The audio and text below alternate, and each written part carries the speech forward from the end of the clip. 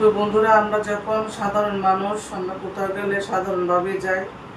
তো আমাদের সমাজে কিছু কিছু মানুষ আছে, আমরা কোনো কাজে কোথাও গেলে, যে কোনো পাবলিক প্লেসে গেলে, মেডিকেলে যাই আর ডায়াগনোস সেন্টারে যায় বা যেখানে যায়, ওখানে যাওয়ার পরে বাপখানা এরকম যেন আমরা যেন এখানে কাপড় প্রদর্শন করতে গেছি বা আমাদের টাকা পয়সা আমাদের বাড়িঘর নিয়ে গেছি, আমরা যেন এটা দেখাইতে গেছি। এখানে ওনারা আমাদের সাথে এমনভাবে কম্পেয়ার করে যেন আমরা এটা ওখানে দেখাতে যেতে হবে, বলতে যেতে হবে।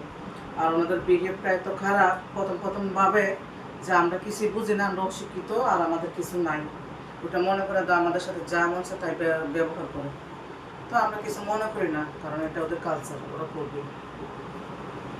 আমাদের দরকার নাই আমাদের কোনো কিছু বলার, কিছু করার। কারণ আমি এসব বক্তব্যকে আমি অনেক জায়গায় গিয়ে সেগুলো স্বীকার করছি, তো এই কথাটা বললাম। প্রত্যেকটা মানুষের যখনই যেখানে যায় তার নিজের মতো করিয়ে যায়, বাড়িঘর মাথার মাঝে করে তুলে নিয়ে যায় না।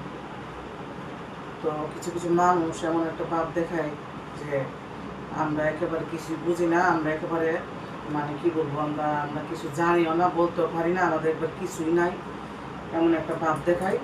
তো প্রথম যখন যায় ওদের হাব ভাব দেখার জন্য যায়, পরবর্তীতে একটু অন্যরকমভাবে যায় আর কি। তখন বুঝতে পারি যে না, প্রথম যেটা ভাবছিলাম সেটা না। এরকম আমি কয়েক জায়গার মধ্যে এরকম আমার সাথে করছি, আমি বুঝতে পারছি। মানুষকে ছোট করে দেখতে নাই, ছোটরা মানুষ, বড়রা মানুষ, যাদের আছে তাদেরও অনেক কিছু আছে, যাদের নাই তাদেরও অনেক কিছু আছে। কেউ ছোট করে দেখার দরকার নেই, আমরা সবাইকে মানুষ মনে করি। কিন্তু আমাদের সমাজটা এমন হয়ে গেছে যে কার কি আছে